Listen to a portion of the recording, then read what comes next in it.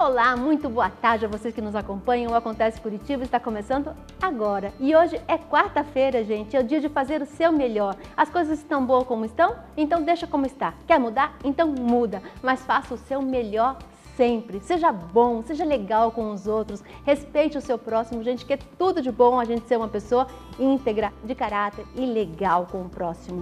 Gente, ontem não teve o programa inédito, como eu falei para vocês, que eu fui entrevistar o pessoal daquele filme Polícia Federal Alheia para Todos. Foi uma entrevista muito legal e eu vou passar para vocês a semana que vem, um dia antes da estreia, então aguarde, que vai ser bem bacana também. E hoje o nosso programa tá bem bacana e eu vou começar falando com o João do Suco. Que honra ter você aqui, muito obrigada por estar aqui com a gente. Obrigado, Cláudia, é um prazer nosso estar aqui com você. Prazer é todo nosso. É uma satisfação, assim, muito gostoso esse momento com você aqui, para que a gente possa conversar um pouquinho sobre a nossa cidade, né? João, você já foi tudo aqui na cidade, né? Já. Fala um pouquinho da sua história pra gente. Queria que você começasse falando pra mim, por que João do Suco? O João do Suco começou em 86 com a sogra dele. Com a sogra? É, a história de sogra, né? Começou bem. Comecei bem, muito bem, graças a Deus. Nós montamos, ela precisava uma pessoa para ajudar a ir comprar fruta na Ceasa, porque ela montou uma banquinha de frutas. E eu fui lá ajudar e na primeira semana eu vi que aquilo era o meu negócio e virei sócio dela, né? Nessa banquinha de fruta lá no Pinheirinho 86, uma banquinha de 20 metros quadrados, de madeira. E ali nós começamos a nossa vida, eu e ela, trabalhando com frutas e verduras. Chegou um momento que a fruta, ela amadurece rápido ou ela tem um defeito e não dá para vender. Aí o que nós começamos a fazer? Ela disse, João, precisamos fazer alguma coisa porque nós estamos perdendo dinheiro. Vamos fazer o suco da fruta. E começamos a fazer suco dessa fruta e o suco começou a se tornar a especialidade da casa. E em um certo momento aquele comércio já não estava mais sendo ideal, fomos montar uma casa de sucos. A Ceasa me apelidou de João do Suco, porque nós fazíamos o suco, né? E aí eu montei uma lanchonete, coloquei a logomarca João do Suco. E você já evitava o desperdício, que hoje é tão falado, você já evitava, né? Que às vezes a fruta tem uma machucadinha, as pessoas não compram e você já aproveitava. Aquela banana que está ali na fruteira, que está toda pintadinha, todo mundo olha, ela é deliciosa, mas ninguém come. É o mais gostoso, né? Mas é o mais gostoso se você pega, põe ela num plástico ali, fecha ela bem, tira o ar, põe no freezer ali, daqui a pouquinho você quer tomar um suco gostoso, não precisa nem pôr açúcar, aquela fruta está pronta para você fazer o melhor da fruta, a essência que tem as vitaminas, né? Então ali começou e aí acabei virando essa liderança na região sul de Curitiba, virei administrador regional, depois virei vereador, depois virei líder de governo, presidente da Câmara, fiquei uma semana de prefeito e hoje estou a convite do nosso prefeito Rafael Greca na regional do Pinheirinho, que atendemos lá 5 bairros, Capão Raso, Pinheirinho, Capão Raso, Novo Mundo, Fani, Lindóia, quase 200 mil habitantes. Curitiba é um verdadeiro berço de atividades, né, João? Sim, ela é uma cidade múltipla, né? Porque eu sempre digo, é uma cidade onde você inovar é ser Curitiba, porque ela atrai todos os talentos, mesmo sendo curitibano ou não, ela dá possibilidades ao cidadão de transformar nesse modelo que é a cidade de Curitiba como um todo. Então são várias cidades numa única cidade, várias nações várias etnias, né? Tem de tudo, né? Exato. Há quanto tempo você trabalha em prol da cidade? Já desde 2000 que começamos todo esse trabalho como cidadão, sendo voluntário, foram 10 anos como voluntários trabalhando pela cidade. E você assumiu a prefeitura em 2012, né? 2012. E como que foi o desafio de gerir uma cidade? Num primeiro momento, toda essa emoção de você chegar a ser um prefeito de uma cidade como Curitiba. E dali, ao sentar na cadeira, aí sim, você sente toda uma responsabilidade que é administrar uma cidade desse tamanho. Uma cidade que ela não para, ela é em movimento permanente, ela é uma cidade que oportuniza todos os tipos de negócio, né? É uma cidade onde o cidadão é bastante crítico, né? Para você imaginar, é uma cidade que tem 97 academias, né? Ou seja, é uma cidade universitária. Então toda essa população, ela sabe fazer melhor e sabe cobrar melhor da gestão pública, que é muito importante. Voltando um pouquinho ali para o suco, o que te levou do suco a ser político? Do suco a ser político. Então a casa acabou se transformando, porque eu montei uma casa uma lanchonete igual o padrão de shopping lá no Pinheirinho. Então se tornou um ponto de referência lá, uma boca bendita, onde todo mundo ia lá e começamos a dizer, nós precisamos arrumar a rua, precisamos da iluminação, segurança. E eu comecei a, sem saber, né, virar essa liderança naquele grupo. E aquilo foi fazendo um crescente, criamos a associação, revitalizamos a Avenida Winston Churchill e foi criando ações de melhorias naquela região, né? Aí, quando chega um momento, as pessoas começam a identificar, não, mas ele é bom, não tem que ser candidato. Uma primeira vez eu não aceitei, na segunda, aí na terceira não teve jeito, acabei fazendo esse trabalho político, né? Mas o primeiro papel de gestor mesmo foi como administrador regional, não como vereador, mas sim em gestão pública administrativa. Atualmente, com tantas especulações, o que um aspirante a político deve concentrar os seus esforços para fazer uma boa carreira? Na pessoa, na ética, na responsabilidade, sabedoria plenamente e equilíbrio, muita resiliência na sua vida. Porque os fatos bons, aquelas coisas maravilhosas, ela vem a toda hora à sua porta. Agora, o desafio, a transformação, querer fazer mesmo pela cidade, você tem que trabalhar dentro da comunidade, porque está lá no território, lá na comunidade, a resposta para uma boa política. Porque esse cidadão ele não quer muito, ele quer ter uma vida com satisfação e, como eu sempre digo, a felicidade interna bruta. E felicidade interna bruta não é somente ter a rua, ter a calçada. É uma cidade que tenha pessoas responsáveis por ele. João, hoje em dia está um pouco difícil a gente falar em ética, né? O que vem a ser ético, ser uma pessoa ética hoje em dia? É cuidar daquilo que você faz, desde a tua casa, na referência da tua casa, né? Na hora do teu almoço você poder dialogar com a tua família. Na minha casa não tem televisão, há mais de 30 anos na sala de alimentos. Interessante. Não tem. Bom, eu não vejo celular também não tem. Legal. Então, a ética começa a partir dali. Essa conversa, essa fala, essa possibilidade do diálogo que hoje não tem, muitas vezes ele é afastado das responsabilidades reais, né? E quando você sai no mundo, a dispersão, ela te apresenta como um todo. É verdade. Porque tem a placa que você tem que consumir o cachorro quente, o x-salada, o sapato, e daí como conseguir tudo isso se eu não ganho o suficiente?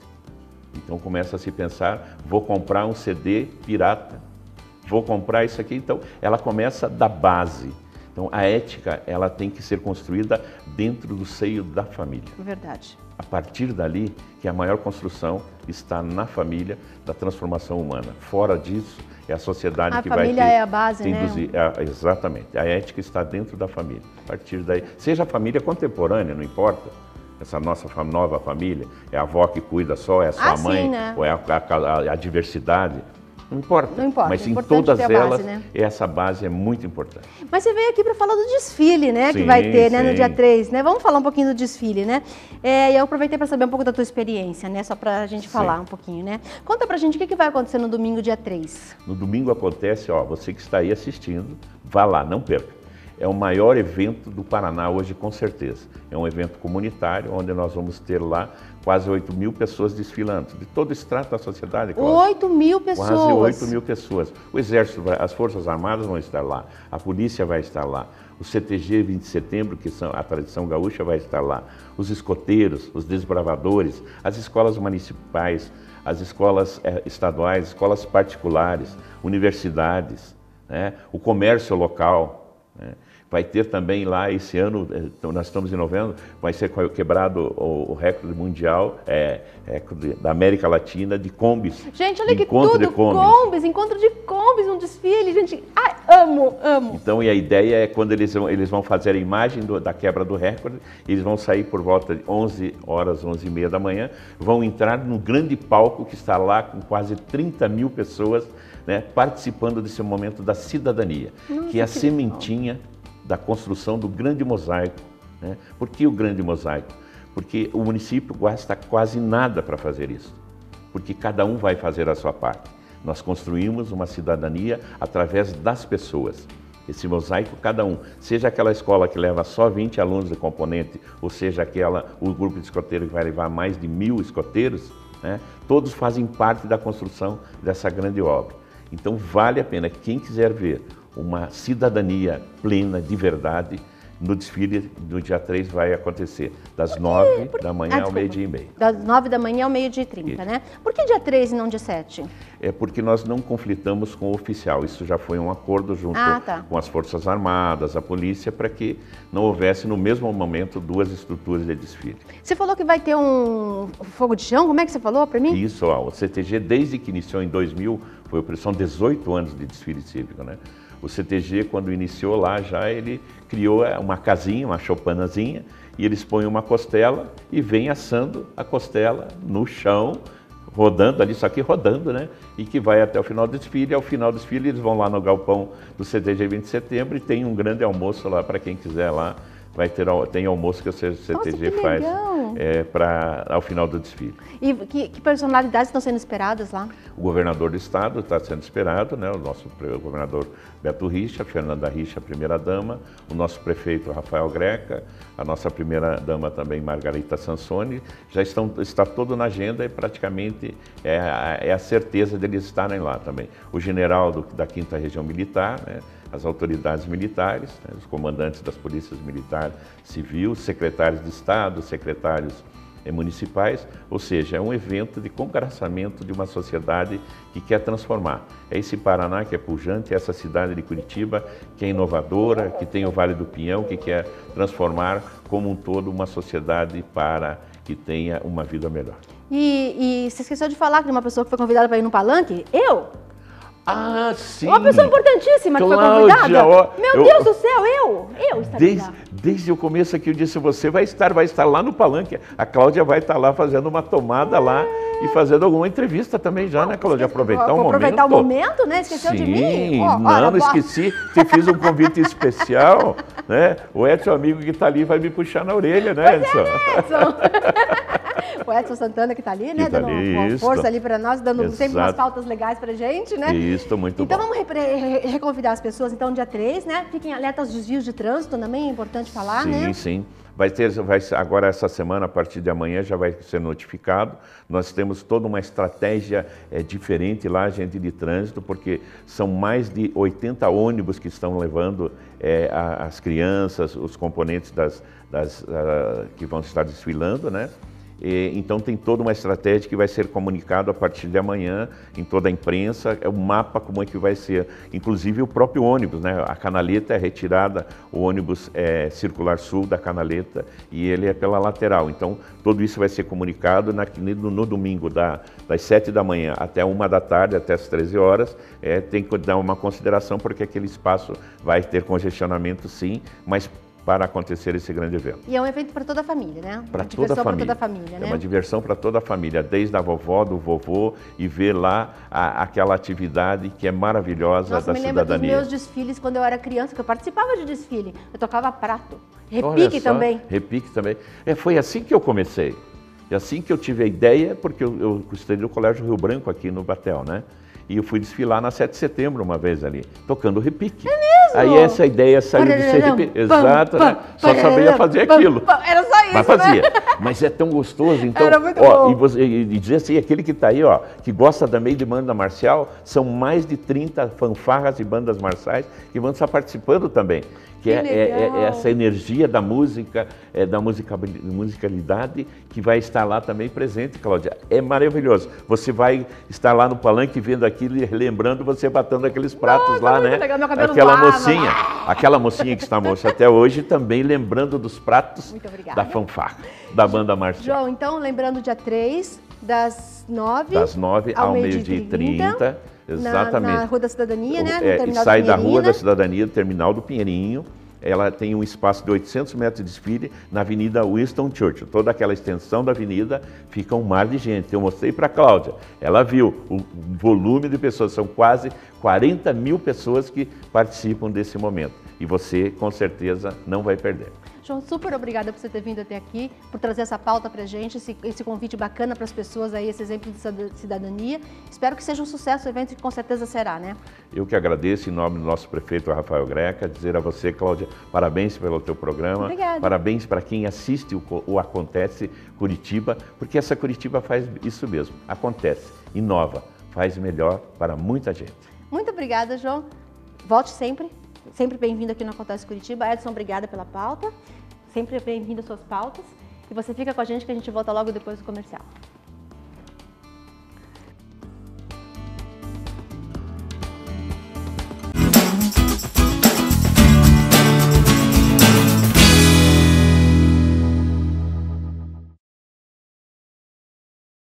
E nós estamos de volta. Gente, vocês já acessaram o nosso portal acontececuritiba.com.br? Corre lá que tem muita coisa bacana para vocês lerem, conferirem e também se inscrevam no nosso canal no YouTube, Acontece Curitiba, tá? E outra dica bem legal que eu queria dar para vocês é uma ideia de balada de final de semana, é o Nix Pub. A Nix Pub fica localizada na Rua Mateus Leme 3200. A melhor música e ambiente da melhor qualidade. Na Nix Pub você encontra gente bonita e uma programação especial para você. Por exemplo, no sábado é dia de feijoada e um pagodinho bem esperto. A Nix Pub fica pertinho da Lombada Eletrônica. Não deixe de visitar o local e lembre-se, hein, gente, se beber, não dirija. E aproveita para conhecer o local, que é bem legal, um ambiente bem bacana para você curtir com os amigos. Não deixe de curtir, tá? E hoje, terça-feira não teve, mas hoje, quarta, tem o quadro Juque na Boca Maldita. Juque, é com você. Olá, Cláudia, muito obrigado. Parabéns aí pelo teu trabalho jornalístico, muito bom. Aliás, estou sabendo que você teve na entrevista do nosso querido Moro, né? O que está policiando aí os acontecimentos. Aguardo que vocês vão ver alguma coisa muito boa. E eu quero dizer para vocês, telespectadores, que vocês podem acessar a fanpage da Transamérica, podem também acessar a fanpage do Acontece Curitiba e vá lá, envie também seu comentário, sua crítica, né? Que nós estamos aí para aceitar as suas sugestões. Bom, meu convidado hoje, como sempre, a gente traz pessoas aqui que são destaques, né? Não só da Boca Maldita, mas de uma cultura, que é o jornalista, ele é publicitário, compositor, cantor, que é o José Oliva. Daí, José, tudo bem com você? Graças a Deus, tudo muito bom. Bom estar aqui com você, grato por estar, por ouvir as histórias que a gente já começou a conversar antes do programa começar. Hoje muito nós, legal. Só rememorando alguma coisa, a gente deu uma viajada que eu cheguei até me perder um pouco aí. Aliás, eu ia até comentar já de começo que me marcou muito um texto que você escreveu e publicou um dia no Facebook sobre a Curitiba do Juque. Ah, achei sim, eu fiz uma brincadeira ali, que na verdade eu queria contar para a minha família, né? Uhum. E daí eu peguei a música Eu Nasci há 323 anos atrás isso. E fiz uma alusão, e lembrando a música do Raul Seixas, né? E daí contei e publiquei já, eu saí inclusive numa revista, né? Achei muito legal. É uma história muito bacana ali, e tem muito a ver com você, né, José? O que te fez, como é que é a tua entrada na área da comunicação? Você queria ser jornalista, você parece que trabalhou no Diário do Paraná e com toda aquela equipe ali, que são os grandes mestres do jornalismo paranaense. É interessante. Na verdade, eu tive uma... Bom, antes de tudo, eu sempre digo que eu era um pote de geleia, sem cor, sem sabor, sem nome, sem identificação nenhuma, e comecei a ganhar identidade em Curitiba aos 11 anos, quando aprendi a tocar violão. E a música começou a me dar sentido, identidade, relacionamento. Me coloquei, quando fui para o colégio estadual, e comecei a crescer e me encantar com o trabalho com arte. Despertou a arte de uma forma muito marcante já nos tempos de colégio. Na hora de fazer o vestibular, quando eu ia fazer, acredite, eu ia fazer arquitetura, porque me encanta a arquitetura, me encanta o urbanismo, me encanta a organização das cidades, fazer com que as pessoas vivam de uma maneira adequada nas várias circunstâncias. Me encanta a arquitetura e urbanismo, mas na época em que fiz o vestibular eu não poderia fazer arquitetura porque na verdade eu não sabia desenhar. Então, na época não tinha como, e eu acabei optando por jornalismo porque achei que da mesma maneira eu ia me relacionar com as pessoas, com as cidades, com as várias circunstâncias e ter um pouquinho de conhecimento de tudo. Achava que jornalismo seria um bom caminho. E comecei com jornalismo, fazendo jornalismo, e ao longo do curso de jornalismo... Você começou aonde? Você fez estágio em alguns jornais? Eu comecei na Universidade Federal estudando e já desde o primeiro ano fazendo estágio. Eu me lembro bem No primeiro ano, eu busquei, fui fazer teste na Gazeta do Povo, que estava nascendo na época o jornal Diário da Tarde. Celso Nascimento fez um teste comigo e eu, na faculdade ainda, me chamou, fiz o teste, eu achei que já era jornalista. Daí, o dia que ele me chamou para falar do teste, ele falou, você precisa estudar um pouco mais, você é muito verde ainda. Enfim. Você cita o Celso, e eu me lembro que quando eu fui fazer estágio também, eu fui fazer um estágio no estado do Paraná, que era eu fiz Morando estágio do no Branco, estado né? também. E foi o Cícero Catani. E deram para eu fazer os pedalinhos do passeio público. Olha. Eu também imaginei que eu já tinha entrado para o jornalismo, mas não foi ali. Que legal, eu fiz estágio também no estado do Paraná com Cícero Catani. Lembro que saía para as matérias da Sunab com o Pedro com o Marquezine, com César Marquezine e com o Pedro Franco. Franco, enfim. Que mais tarde foi para o Jornal do Brasil. Isso, tal, né? Mas na verdade fui por esse caminho e fui fazer estágio ainda na faculdade no Diário do Paraná. Grande Diário do Paraná do professor. E antes ainda do Diário do Paraná, na Voz do Paraná. Que era do professor Haroldo. Do professor Haroldo, onde tive a oportunidade de conviver com Teresa Urban, Celso Nascimento também, naquela época que começou. Maí Nascimento. Foi uma época muito marcante também para mim, que estava começando e vendo o jornalismo como uma grande possibilidade. De lá fiz estágio no Canal 4 e de lá fui ao Diário do Paraná. Certo. Ainda estagiário. Mas você estava acreditando assim que você seria jornalista. Seria jornalismo no caminho. Até que comecei a fazer, fui chamado pelo professor Danilo para ir trabalhar no Diário, ser estagiário no Diário. O professor Danilo, além disso, ele era diretor da Rádio Colombo, do Rádio Jornalismo, que era o grande jornal falado Colombo, que tinha lá... Eu mais tarde trabalhei na Colombo com um grande poeta, mas na época ele era jornalista, que é o Wilson Bueno. Nossa, O Zair Lourival Schuster, né, que foi Almir Feijó. Olha que legal. Então, eu comecei lá como revisor no Diário do Paraná, porque eu queria ser revisor. Porque eu achava que lendo o texto dos bons jornalistas eu aprenderia. Lendo. O teu foco era a revisão. Eu comecei como revisor. Mas o professor Danilo, depois de 2 meses de revisão, ele falou, não senhor, você vai trabalhar no jornal, precisamos de gente, preciso de gente para reportagem, você vai ter... E quando eu comecei na reportagem de verdade, eu comecei a ver que reportagem não era muito meu perfil, eu não era um bom repórter. Mas gostava de escrever. E aí ele me passou, isso foi muito marcante para mim, a página de bairros do jornal.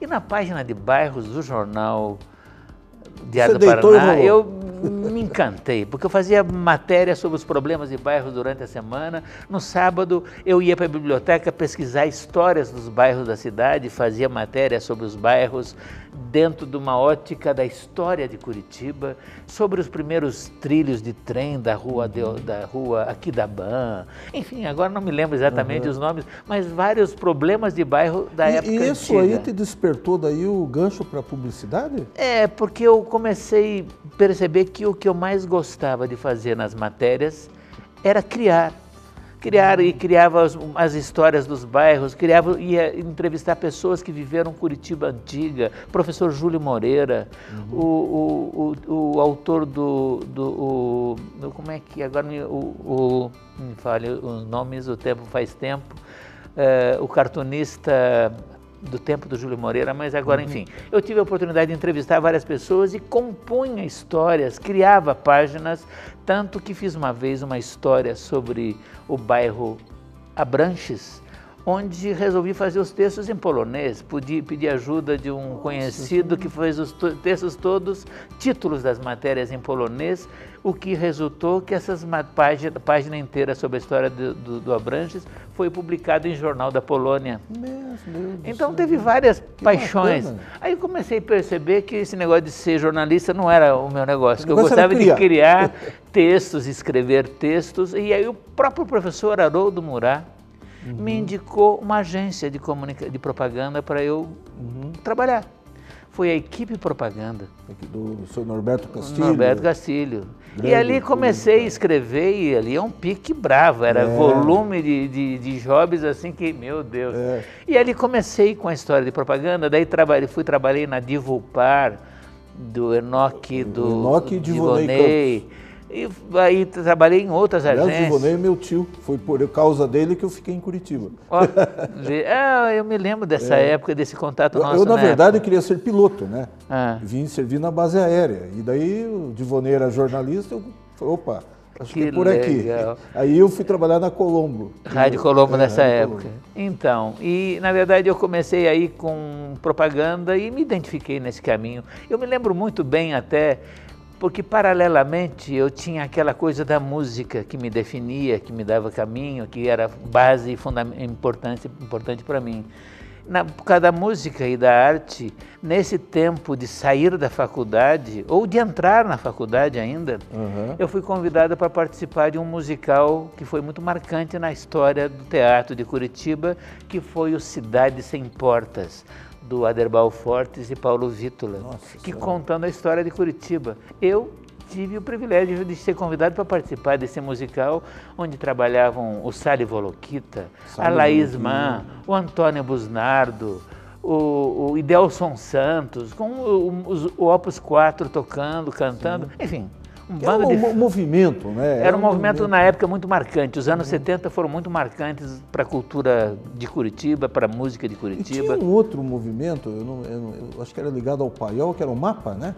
MAPA, isso foi logo depois do Cidade Sem Portas, MAPA, que foi o movimento Atuação Paiol, que reunia os compositores daqui para se organizarem e apresentarem a sua obra, que fazia shows com plateias cheias ao longo de vários fins de semana. E foi isso durante muito tempo, com discos gravados do MAPA. Discos, né, também. E MAPA foi muito marcante para mim. Nossa, essa época eu comecei a compor, o que me levou a compor para teatro também. Perfeito. Porque ao mesmo tempo que era jornalista, publicitário, a música seguia seu caminho. E compus música e dirigi musicalmente peças do Horaci Gemba, lá na década de 70, legal, que bacana. Cerco da Lapa, trabalhos que foram muito marcantes, especialmente para mim. E tudo isso foi me levando para a propaganda, onde eu tive muito privilégio de... E tem alguma coisa de filme também que você tentou fazer, ou tem ideia de querer fazer algum filme, alguma coisa ou não? Não tem... Não, a área de cinema não é uma área que tenha trabalhado apenas. Eu trabalhei muito em filmes publicitários, vários. A gente teve Você prestou serviço também para uma grande agência, que era do Bambininos, na Moarama, né? Eu fiz eu não prestei serviço para o Moarama, desenvolvendo audiovisuais para o Moarama. Daí lá que era dirigida pelo Sérgio Reis, Sérgio era Reis, que é o mestre.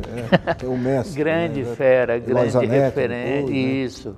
Eu tive muito trabalhar esse tempo, eu fiz os audiovisuais no tempo que Sérgio Reis coordenava todo o marketing. Eu me recordo nessa época que você depois também, vocês atenderam o Magazine Avenida, né? Fantástico, né? E vocês inovaram numa propaganda que eu achei muito ousada na época, né? Um filmetezinho, se eu não me engano. Teve várias coisas. O Magazine Avenida do Valmor Santos, que é outra referência para mim do comércio da cidade de Curitiba. Faz parte da história, né? Faz parte da história de Curitiba. Aliás, é próximo à Boca Maldita, que é o nosso caso aqui. Que ali é um reduto, você circulou muito por ali. Muito, aquela região, sim. Ali eu trabalhei muito tempo no departamento de propaganda do Magazine Avenida. Eu auxiliava lá Valmor Santos, cuidando de toda a comunicação do Magazine Avenida. E Magazine Avenida é uma marca da história da cidade, o Valmor Santos é uma marca da história da cidade na área da moda em Curitiba. Ele fez grandes eventos de moda, ele marcou Curitiba pela sofisticação da moda desde a década de 70. Foi pioneiro, né? Foi um grande pioneiro, foi muito marcante. Ele e a parceira dele, Anita Santos, que veio de São Paulo com toda a sua visão de moda, já trabalhando na área e inovou muito em Curitiba. Enfim, aí dessa área de comunicação no Magazine Avenida, também passei a trabalhar com a Visual Publicitários, o Jobal. Nosso grande amigo. Tivemos... Aliás, meu compadre, eu sou padrinho de casamento dele. Olha só, tudo ligado, hein? E o bacana é que na Visual foi onde tive meus primeiros prêmios de propaganda. Que lá na Visual nós criamos, o Jubal e eu, criamos comerciais, por exemplo, para o Café Morumbi. Café Morumbi. Que ficaram marcadíssimos, foram premiados, que só na época que a gente fez um trenzinho, um filme com um trenzinho feito de xícaras de café e um pacote de café com fumaça saindo do... Ah, que legal. Era um comercial muito bacana. E sem muito recurso hoje que tem. Naquele lá foi feito um filme muito cuidadoso, uma baita produção do Cir Laboratório do PS Tamplin. Direção do PS Tamplin, que é outra fera, nossa, na área, enfim, da propaganda, direção. Era considerado um dos grandes, né, dos maiores estúdios do Brasil, né? Foi durante muito tempo. Então, e daí nessa época com o Jubal a gente fez todos esses trabalhos que foram premiados na área gráfica, na área de anúncios também. Isso foi me preparando, foi me formando, me amadurecendo para eu criar meu próprio negócio na área de comunicação. Depois eu trabalhei na Opus e Múltipla com o José Dionísio Rodrigues e todo o pessoal. Trabalhei na Complan do Vermelho, João Prado Vermelho. Aí até boas referências, né? De publicidade assim. São baita referências. Né? E daí, eu só ia dizer um detalhe que eu nunca esqueço, que foi muito marcante para mim. Nessa época que eu fazia Cidade Sem Portas, conversando com Paulo Vítola, que era o compositor, e é publicitário, eu disse a ele que ia ser jornalista. Estava fazendo jornalismo, porque achava que com jornalismo ia saber um pouquinho de tudo, ia trabalhar com várias áreas de conhecimento, barará. E ele falou, Olivan, por que você não faz publicidade então? Porque você vai precisar saber um pouco de tudo e muito de tudo para poder escrever sobre as diferentes, desde alfinete até avião. Daí comecei a me envolver e me encantar, inclusive com o trabalho do Paulo Vítola, que eu achei sempre lindo no que ele... trabalho criativo dele. Mas a publicidade naquela época, ela tinha uma ligação muito forte com a comunicação, né? De certo modo, porque muitos publicitários eram jornalistas, né? Muitos publicitários jornalistas e muitos publicitários eram... jornalista, sim. Né? Além disso, tem muitos publicitários com uma visão, com uma atuação artística e cultural muito importante. Jamil Snelli. Paulo Vítola. Uma referência fantástica. Vários. Eu digo que feliz... O Zeno. O Zeno da PAZ, né, que era também... Eu digo que feliz de mim que nasci publicitário na década de 70, que só tinha fera. Exatamente. Mirandinha, o Retamoso, mas aconteceu também com o jornalismo, porque você quando falou ali no Diário do Paraná, que foi realmente um marco, um histórico, né? Grandes pessoas que ainda hoje, né, são respeitados, né? Lançou o professor Haroldo, né, vem contando a história, né, resgatando a história. Né? Sim. E, aliás, por falar em resgatar a história, nós vamos depois detalhar, nós vamos ter mais um bloco, mas eu só quero dar um aperitivo aqui. Diga. Você agora, você quer encontrar o Zé Oliva, você vai na feirinha. Isso. É isso? Aos domingos está lá o Zé Oliva e com excelente produto, uma coisa muito marcante, que é as famosas, né? As famosas caixinhas de atitude, que depois eu vou abrir, porque ele trouxe de presente uma para mim, e ele vai mostrar. E você está trajando uma camiseta que faz parte... Da mais recente caixinha de atitude. Da mais recente, no caso aí você está com o nosso grande e querido pianista, o Fernando Montanari, né? Que marcou época como pianista, como uma pessoa bastante conhecida no meio artístico, sim, né? Sim, é uma referência da música popular paranaense, da música popular brasileira, e assim, um dos pianistas do jazz brasileiro. Exatamente, eu me lembro dele quando ele montou a Sigma Data Serve do Guy de Manuel, o empresário Guy de Manuel.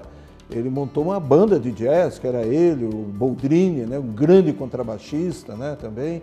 Foi muito marcante. E o Fernando Montanari, aliás, eu conheci o Fernando Montanari, que era famoso, você ir comer feijoada no Hotel Slaveiro, e o Fernando Montanari, na verdade, a gente ia lá para ouvir o Fernando, né? E degustar uma boa feijoada. Mas E o Fernando Montanari, só aproveitando, me lembro quando estudante do Colégio Estadual, 12, 13 anos, fui tocar pela primeira vez na televisão, acompanhando cantoras do Colégio Estadual. Eu no violão, no programa que era comandado pelo Fernando Montanari, com o nome Pingos do Saber. Ah, que legal. E era no canal... Canal 6, na José Loureiro. 6, na José Loureiro, ali que era do lado do Diário do Paraná. Isso, no Diário do Paraná, primeiro. Eu não trabalhei nessa época do Diário, eu trabalhei lá no canal, lá no Alto das Mercês. Quando o Diário do Paraná era lá no Canal da Música, no atual Canal da Música. Enfim. Perfeito. Bom, nós já demos uma amostrazinha aqui do que vem aí agora, daqui a pouquinho, no próximo bloco, que é as caixinhas do surpresa. É um material fantástico, é um trabalho assim de resgate cultural. Ele vai citar alguns nomes que estão ali, que ele vem fazendo homenagem com as camisetas. É um trabalho muito bonito, né? É um trabalho até, só um gostinho assim, não precisa entrar muito porque depois nós vamos ter todo o tempo do mundo aí. Na verdade, assim, primeiro eu faço esse trabalho já faz um bom tempo, são 18 anos, as caixinhas de atitude, que são caixinhas que trazem textos para se ler em formato de cartaz e junto com cada cartaz vem um objeto que é para instigar você a tomar uma atitude em relação àquilo que você lê. Porque eu acho que não basta ler, a gente tem que ler, pensar, sentir, agir, realizar o que lê, ter uma atitude em relação ao que lê. Então as caixinhas de atitude tratam disso e a mais recente dela é Abra para Reconhecer, e que leia... nós vamos contar daqui a pouco. Isso. Tá bom? Okay. Nós vamos agora para os comerciais e aguarde, porque agora vocês vão ver que trabalho fantástico desse grande personagem, jornalista, publicitário e já conquistou a simpatia de todos. Até daqui a pouco.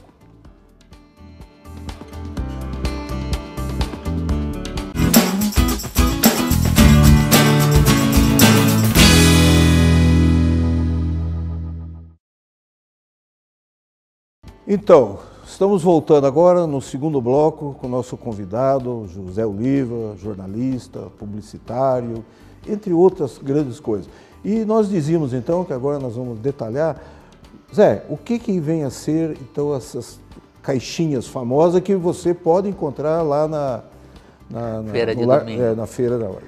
Na verdade, assim, caixinha de atitude, como disse há pouco, são caixinhas como essas que trazem textos em formato de cartaz para se ler sobre atitudes. Textos que vêm acompanhados em cada caixinha por um objeto, que é para instigar você a ter uma atitude em relação ao que lê, e não somente ler. E aí são várias as caixinhas, são 18 caixinhas que já foram criadas e são comercializadas hoje 12, que são utilizadas também em escolas, em palestras que faço, em trabalhos que faço com estudantes nas escolas e dentro de empresas também, onde há treinamentos que a gente realiza usando as caixinhas de atitude. Mas afora empresas e afora escolas, as caixinhas de atitude estão na feira de domingo, a feira de artesanato de domingo, onde eu tenho o prazer de apresentar as caixinhas de atitude em contato com as pessoas, apresentando todo o projeto, todas as caixinhas, todas as propostas de reflexão que elas trazem. Isso já está há quanto tempo que você vem? 18 anos que as caixinhas de atitude existem, estão lá na feira de domingo, bem na Praça Garibaldi, no centro da feira. E me dá um prazer muito grande estar na feira, essa possibilidade de ter o contato com as pessoas e falar sobre atitudes e falar sobre... Isso. Já que você está falando da atitude, como é que é a comunicação com a atitude? Veja bem, acho que a atitude é uma coisa muito importante a gente parar e refletir um pouco sobre a palavra atitude. As pessoas tratam a atitude hoje como se fosse moda, é ter atitude, a loja atitude, a moda de atitude. É meio com decisão, né? Não, na verdade, atitude é o seguinte, de uma maneira muito cuidadosa, atitude é o conjunto de crenças e valores que ao longo da vida desenvolvemos que nos fazem reagir de uma ou de outra maneira às circunstâncias. Atitude é a maneira da gente reagir às diversas circunstâncias. Então, você, dando um exemplo bem bobo, bem simples, você chuta uma pedra no caminho, você pode ter a atitude de praguejar e se irritar e falar mal, enfim, é uma atitude. Ou você pode, ao chutar a pedra, falar, opa, por que eu chutei essa pedra? Essa pedra deve ter alguma coisa interessante. Faz uma reflexão. Ter uma atitude proativa, positiva, ver as coisas de uma maneira mais positiva do que ver pelo lado negativo. Então, atitude, repito, é o conjunto de crenças e valores que nos levam a reagir às circunstâncias dessa ou daquela maneira. Então, ao apresentar as caixinhas na feira de domingo, por exemplo, eu falo de cada caixinha, de cada atitude que ela trata, da atitude de enfrentar a adversidade, da atitude de ouvir os seus talentos, da atitude de ousar fazer. Eu trabalho várias atitudes, cada uma de uma caixinha. E proponho às pessoas refletirem sobre isso e as pessoas se identificam com elas. Então, e a mais nova caixinha de atitude, que é a caixinha que comemora esses 18 anos, é a caixinha Abra para reconhecer, leia para ouvir e se conectar. Essa caixinha fala sobre a atitude do reconhecimento, da importância da gente reconhecer as pessoas que marcam a vida da gente, da importância da gente reconhecer as pessoas que fazem diferença em nossas vidas. Porque quando a gente aprende, quando a gente reconhece as pessoas que nos marcam, a gente aprende sobre nós mesmos. Quando a gente reconhece as pessoas que fazem diferenças na vida da gente, a gente acaba se conhecendo melhor, porque no fundo a gente projeta naquelas pessoas que a gente admira um pouco daquilo que a gente tem dentro de nós. Então, essa caixinha trata disso, da importância de reconhecer e assim se conhecer melhor e assim crescer, não é? Se conectar à humanidade inteira. E nessa caixinha vem um cartaz, como todas, que pergunta: que pessoas são músicas para você? Que pessoas te tocam? Que pessoas marcam a sua vida? E junto desse cartaz que está dentro da caixinha, vem um livreto, onde falo sobre a atitude do reconhecimento, exatamente o que falei há pouco, de quanto a gente cresce, de quanto a gente se conhece reconhecendo.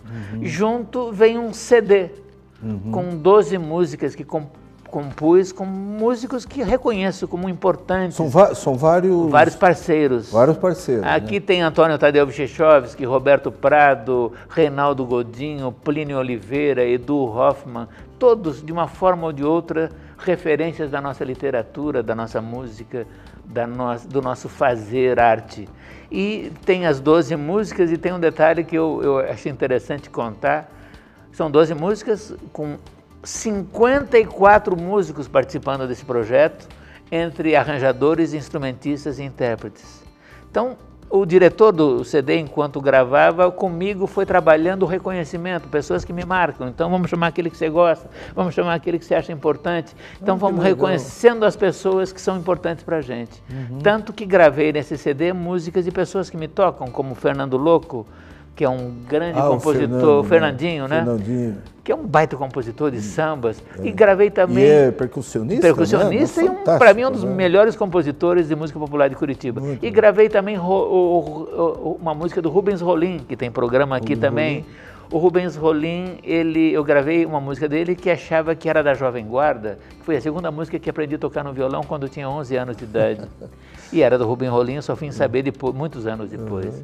Então, esse é o CD que vem junto. E junto do CD e desse livreto, vem na última página do livreto um adesivo para você destacar e colocar aqui na tampa da caixa. Tem um espaço em branco para você escrever o nome de alguém e embaixo, logo abaixo, está impresso: você é música para mim. Para você dedicar a quem te toca.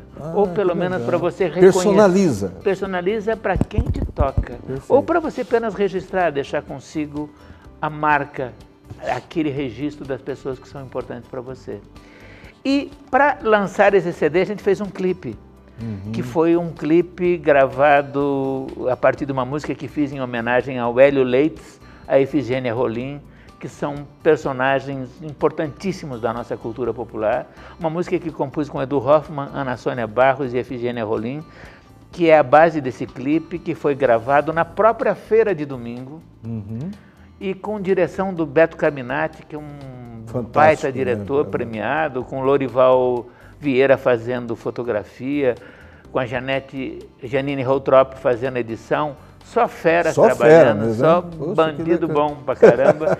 E esse clipe eu gostaria de... Tá, nós já vamos mostrar. Eu gostaria que você me mostrasse aquele cartaz. Ah, o cartaz. Esse cartaz aqui. Ah, né? sim, detalhe, já sei por quê. Nós conversamos antes. Então, ao mesmo tempo em que falo da importância de reconhecer as pessoas que nos marcam, eu tenho um site das caixinhas, ou caixinhadeatitude.com.br/pessoas são músicas, onde eu falo sobre as pessoas que me marcam e que eu acho que marcam a vida da cidade de Curitiba. E de algumas São referências. São né? referências que me marcam, mas acho que marcam muito mais pessoas além de mim. São pessoas com quem eu convivi, trabalhei de alguma maneira, ou que de alguma maneira passaram pela minha vida ou passam pela minha vida, que são marcas para mim. E dessas pessoas tem as camisetas. Assim como eu estou usando a camiseta Fernando Montanari, é música para mim. Certo. Fernando Montanari é um monstro de músico, que é música para um bando de gente. Ele foi... E aí cada um desses personagens tem uma camiseta. é. Né? E como é que faz daí a pessoa... A camiseta eu tenho à venda na feira daí de você domingo. tem lá a venda lá. A camiseta, né? do Fernando Montanari, do Gebran Sabag, do Celso Locke. Gebran Sabag, fantástico, né? O ícone monstro, do jazz, né? Monstro do jazz da gente. Eu tenho a camiseta do Sérgio Moro, que é música para todos nós também, com certeza. Tem a camiseta do Jaime Lerner, a camiseta do Horaci Gemba, do José Dionísio Rodrigues, e aí vai. São várias pessoas que são marcas para mim de verdade e que eu acho que são marcas da vida da cidade de Curitiba, como são marcas esses dois, Efigênia Rolim e Hélio Leites, que fazem parte desse clipe que lança a Caixinha de Atitude. Tá, eu queria que você citasse apenas alguns nomes que já, inclusive, estão aí, e até o desenho que foi feito pelo grande, né? Não podia deixar de falar que as caricaturas todas, inclusive a minha, as caricaturas todas desse projeto foram feitas por Ademir Paixão. Grande figura. Baita caricaturista. Exato, e ele tá aqui, impressionante. E ele está aqui também, o Ademir Paixão. É impressionante que as pessoas realmente você identifica. Porque às vezes a pessoa, vou fazer uma... Mas aí, perfeito. São né? caricaturas muito Aliás, perfeitas. você deu uma inovada aí que meio que mexeu, mas... Eu gostaria, vou provocar você. Né? Não estava no script, que você colocou aí o Sérgio Moro. E parece que teve alguém que, o que é isso? Não. Na verdade, são atitudes, né? As pessoas às vezes têm atitudes inesperadas, de reagir inesperadamente às circunstâncias. E teve pessoas, porque eu publiquei isso no Facebook, perfeito, que acharam que determinadas pessoas não poderiam ficar juntas, porque seriam de posturas ideológicas. Daí eu falei que não tem postura ideológica no meu trabalho. O meu trabalho tem afetividade, tem carinho, tem amor pelas pessoas que me marcam. Perfeito. Agora nós vamos fazer o seguinte, Zé, nós vamos chamar o clipe, ok? Né? E nós vamos comentando, você pode ir comentando em cima dele o que significa, né? O que é esse trabalho aí, enfim, o que na verdade é o clipe. Ok, né? tá bom, vamos lá. Já está no ar lá, olha lá. Como é que foi feito? Isso é você, o artista, ou quem que está tocando? Tem vários músicos. A direção musical é do Vicente Ribeiro, com a participação de 5 músicos maravilhosos. E quem que fez? Quem que produziu isso aí? Foi o Beto Caminati, o diretor e o produtor desse. Olha só como o que eu acho fascinante nesse clipe é como ele retrata como é a feira de domingo. Perfeito. Ele mostra a montagem da feira desde a noite anterior até. Quer dizer, quando vão as barraquinhas. Estão chegando, montando as barracas. E funde isso com a preparação dos músicos que vão se preparando, montando. Tá. Que lá que eles se apresentam também lá, né? Não, na verdade cria a ilusão de que eles estão tocando lá também, mas eles gravaram, foi gravado à parte, foi gravado no estúdio. Entendi. Daí estão montando a feira e quando começa a montagem da feira, eu começo a música a ser cantada, que eu vou aparecer logo em seguida cantando. Mas, repito, o marcante é ver o quanto esse clipe retrata o dia da feira de artesanato, que acho que é uma das marcas da identidade de Curitiba é essa feira de domingo. Perfeito, e é uma referência. É uma referência. Porque ali você mistura música, arte, né? Olha aí. Esse é o grande... E é interessante, como disse, é que a feira é a cara de Curitiba, é uma das marcas de Curitiba. Perfeito, é perfeito. É um dos maiores, é o maior... É um trabalho que você resgata, né? Porque você está puxando isso aí para as pessoas lembrarem, né? Sim. E não tem quem não vá lá frequentar. A feira de domingo. Né? Agora vai aparecer que falo na letra do Hélio Leites. Olha aí. Ah, figura, né? É uma referência. Hoje tem filmes sobre o Hélio Leites no mundo inteiro. O Hélio Leites é tema de filmes de análise no mundo inteiro, que ele é uma figura linda. Que bacana. Olha, fantástico, Oliva, você... E esse clipe, como ele também é disponibilizado ou esse aí apenas você... Esse está no ar. Esse daí você entra no Facebook, você entra no YouTube, está no nosso canal de YouTube. Qual que é mesmo? www... caixinhadeatitude.com. Não, www.facebook.com/caixinhadeatitude. Lá Perfeito. No Facebook tem um vídeo e outros vídeos também apresentando as caixinhas. Perfeito. E praticamente são duas fases. Né? A primeira que você começou ali, agora essa outra que são das camisetas. Né? Essa é uma caixinha nova, porque são várias caixinhas. E Perfeito. A caixinha mais recente, essa é que traz você viu que nós tivemos, assim, a produção achou por bem... pelo volume de informação e pela importância que nós fizemos 2 blocos. Então eu quero agradecer muito, né, a tua participação com o Juque na Boca Maldita, porque tudo isso tem a ver também com a Boca Maldita, por onde se passam pessoas, e não vai faltar oportunidade, Zé. Eu agradeço e a gente demais. Vir aqui e você contar mais histórias, tá? Eu agradeço demais a vocês essa oportunidade. Quero deixar de presente uma caixinha de atitude para ser presenteada a algum... que bom. Eu vou passar para a Cláudia daí. Algum telespectador. Isso, então já vamos sortear uma caixinha então. Eu vou passar para a produtora, agradecer a Cláudia Cosella, excelente jornalista, que sempre está dando oportunidade, e é o caso de eu ter o meu quadro aqui com o Juque na Boca Maldita. E você, telespectador, não esqueça de acessar lá a fanpage da TV Transamérica, a fanpage do Acontece Curitiba, da Cláudia Cosella, onde tem você a acompanhar tudo, tá? Muito obrigado e até lá e estamos aí. Muito obrigado.